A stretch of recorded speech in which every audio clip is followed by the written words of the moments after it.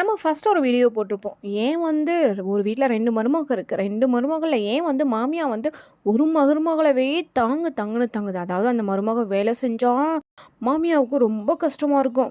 ஆனா மருமக வந்து அந்த மருமக பார்த்தீங்கன்னா, மாமியாவ கழுவி கழுவி ஊத்தும். அவளா இவளான்னு சொல்லிட்டு அவங்க இல்லாதப்ப நல்லா பேசும். ஆனா இன்னும் இருக்க ஃபர்ஸ்ட் மருமக பார்த்தீங்கன்னா வந்து ரொம்பவே அப்பாவி. எதார்த்தமான மருமக. ஆனா அந்த மருமகள பார்த்தாவே அந்த மாமியாவுக்கு பிடிக்காது. ஏன்னு சொல்லி பார்க்கலாமா? ஏன்னா, அவங்க வீட்டுக்காரர் வந்து நல்லா சம்பாரிக்கிறாரு. அதாவது அவங்க பையன் நல்லா சம்பாரிக்கிறாரு. இன்னொரு பையன் நல்லா சம்பாரிக்கல. அந்த பொண்ணு சம்பாரிச்சு தான் அந்த குடும்பத்தவே நடத்துது. ஆனா, இன்னொரு வீட்ல பார்த்தீங்கன்னா வந்து, பெத்த தாயா இருந்தாலும் காசுக்கு தானே இந்த காலத்துல மதிப்பு. இதை யாரெல்லாம் உண்மைன்னு சொல்றீங்களோ, அவங்க கண்டிப்பா லைக் பண்ணிட்டு நம்ம சேனலை சப்ஸ்கிரைப் பண்ணி ஏன்னு சொல்லி பார்த்தா, அந்த வெட்டியாவே சும்மாவே அந்த நடிப்புக்கார மருமக இருக்கும் பார்த்தீங்களா? அந்த நடிப்புக்கார மருமகளோட புருஷன் நல்லா கை நிறைய சம்பாதிக்கிறானா.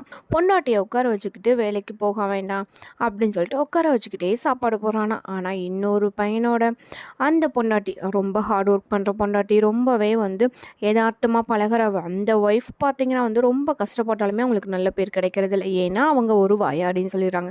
ஏதாவது சொன்னால் நீ ஒரு வாயாடின்னு சொல்லி முடிச்சிடறாங்க மாமியா.